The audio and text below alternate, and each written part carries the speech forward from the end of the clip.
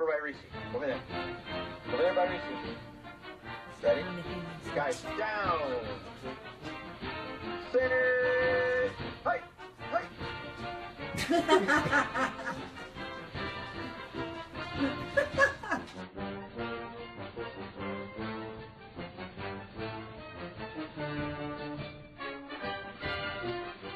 Welcome to Jerry Brewer Alumni Stadium. Tonight it's homecoming for the Jasper Wildcats as the Wildcats take on Mount Carmel. This is a huge matchup when you talk about the Big 8 Conference. You got Mount Carmel coming to this game 5-0 on the season, 3-0 in the Big 8 Conference.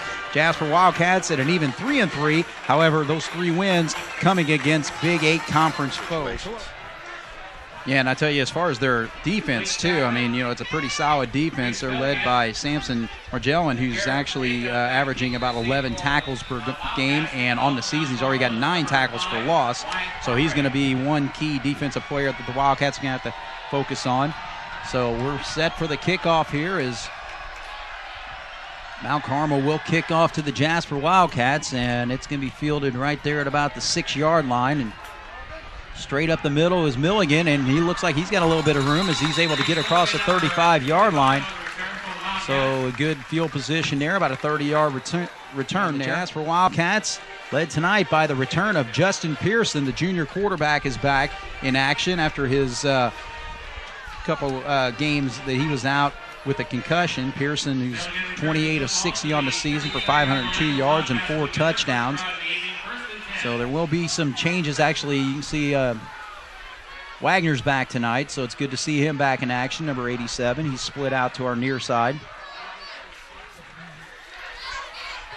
Pearson right away. Actually, he's going to pull up, and he's got Wagner wide open here, and Wagner hauls him in right there at the 35, and he's going to take it all the way for the score. So Jasper, just like they did against Memorial in the opening game, first play from scrimmage, Pearson comes back, and he throws it deep to Luke Wagner, and he takes it all the way in for the score. Well, they did a great job. And he just ducks his head and gets what he can. You get 4 yards, 4 yards, 4 yards, you move the chains. So there's huge games that he's had over the last few weeks, including 319 yards against Princeton, but the Wildcats stuff it in the backfield there. Trying to see the number. I think that was Zach Flynn on the Daxton Peach, who is the coach's son there. He gives it off to Kennard straight up, so the Wildcat defense doing a nice job of stopping the run on this series. Actually took him on a pass through over his shoulder and just deliver the ball a strike, and that was beautiful right there. So Cats go trips this time to our near side. Wagner's sole man split on the far. Quick little bubble set up over here to Milligan. Give him a chance to get some open running room as he gets across midfield down to about the 42-yard line. So just like that, the Wildcats moving right along. That's a hookup of about 10 to 12 yards, 10 yards, I think, on that play. So that's giving them a first down there. Well, beautiful job. Hold on to their 7-0 lead right now. Mount Carmel knocking on the door. They're inside the red zone at the 18 with 42 seconds to go here in the first quarter. Well, Mount Carmel's taking Quay Ballard, number 42, and putting him in there. Very good sized man, 5'9", 244, really good lead blocker. So actually run a little counter play here, and so the give is to, I believe that's number 32, Austin Rager. He actually, Daxton Peach.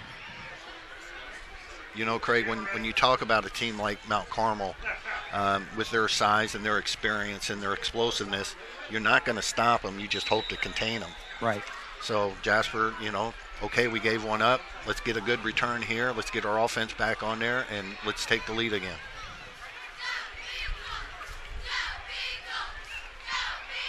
So the kickoff. Milligan to get a good chance here at the 11-yard line, so he gets a big head of steam, tries to get to the outside and slips up right there at about the 25-yard line. And they'll spot it at the 26, so that's where the Wildcat offense will try to get things back in gear. They're about the same size. They got about the same speed.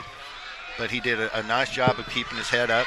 Jasper didn't give up the extremely big play, but we really need to tighten up. So 18 yards on the run there.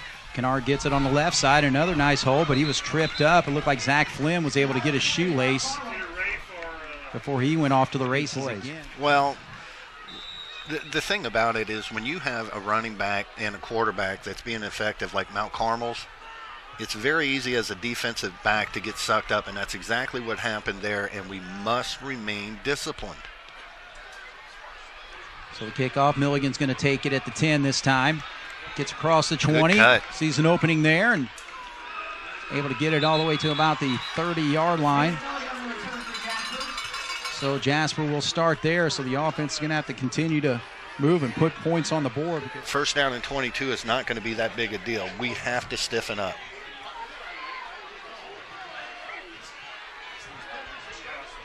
So the Wildcats put 5 men on the offensive line right there, and they're able to get the penetration in the backfield. Good job by Addison Huffman there to trip up the quarterback. So that was a great job. Now, the last time that they were in this position, when it was second and long, they went and they were throwing the ball. They had the 2 running backs cross, and then he took a step back to deliver the ball. So we really have to make sure that the ball's out of the quarterback's hands before we release anywhere. So Raife Milligan in on that play. Or, kind of staying in their position, but they're not bringing a lot of heat as far as stunts and all that, and they're holding their own, which is very impressive as compared to some of the games we've seen earlier. So Peach has 4 wide receivers. He gives it Kennard up the middle, and a good job there. Trying to see, I think that's Raife Milligan again. He is really charged up, so the sophomore getting an opportunity to play some linebacker tonight. Makes a big play there on that 3rd down play. Craig, you said a mouthful right there, an opportunity. Anytime these young men have the opportunity to step on the field, you want to show the coaches that you can play. It's not fun going through all of these practices, 2-a-days, the whole works, the whole season, and not get on that field. So when you get an opportunity, you must show. It's the mark on that one, because setting up that way made the whole Mount Carmel defense just kind of bite down. And then right over the top, Jamie Ernie's favorite play.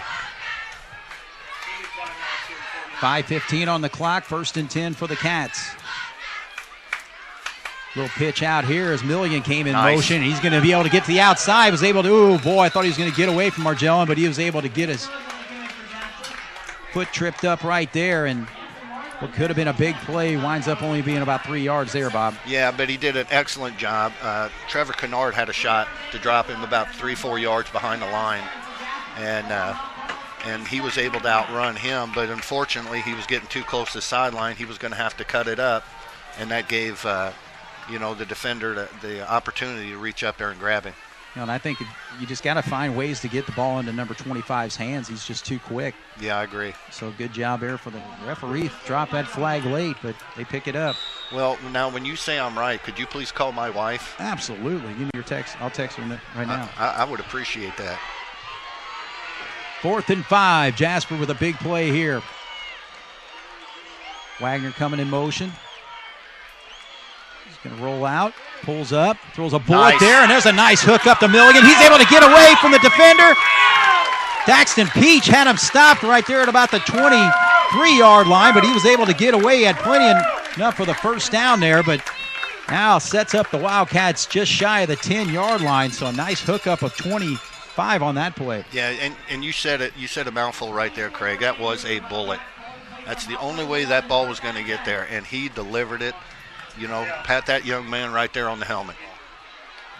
But there was a serious hit on him. But Jasper's doing what they need to do, keep everything in front of them. Right. Sooner or later Mount Carmel's going to go for broke here. Clock runs right now at 1:12. 1st and 10.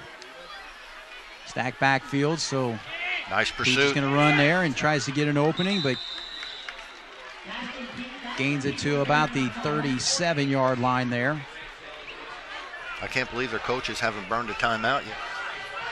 We're inside a minute right now with 52 seconds on the clock. And they're taking a long time in that huddle. I know. Peach is actually coming back, and they've had success with the pass tonight, but it's not been their forte this season. So it keeps running. 36 seconds now with 2 timeouts. Very surprising at Mount Carmel. But they're going to run the sweep. And look at that. Good job there by Raife Milligan, who has been all over it defensively. So the sophomore linebacker gets great penetration in the backfield and trips up the quarterback for about a 6-yard loss there. Yeah, but if you watch his body language after he dropped him, he was up. He was fired up. He has got it going on tonight. Right. I don't know if he ate his Wheaties before he came down here, but I sure wish he would. He would continue to do that every Friday night.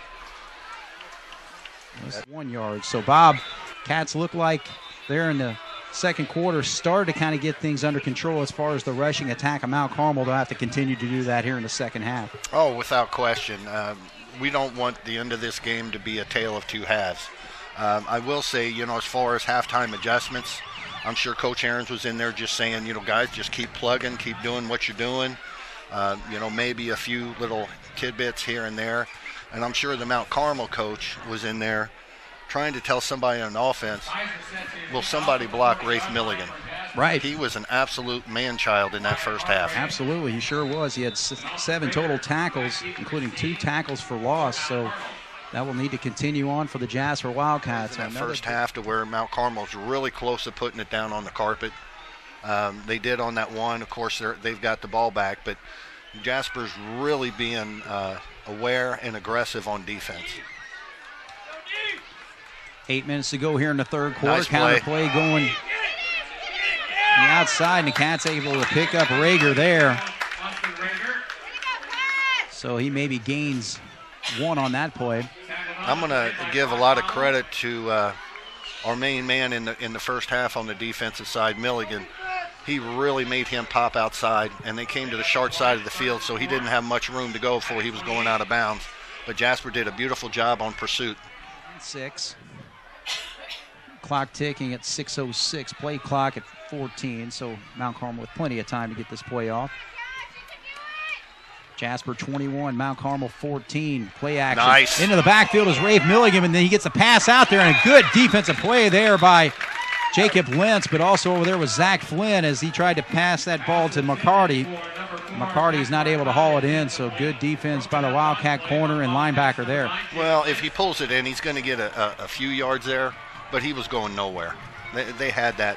But once again, Raife Milligan causing all kinds of problems for the Mount Carmel offense. He's really getting in after it. Defense would be, but, a couple of guys there at the end did a good job of bringing him down and not letting it turn into something really ugly.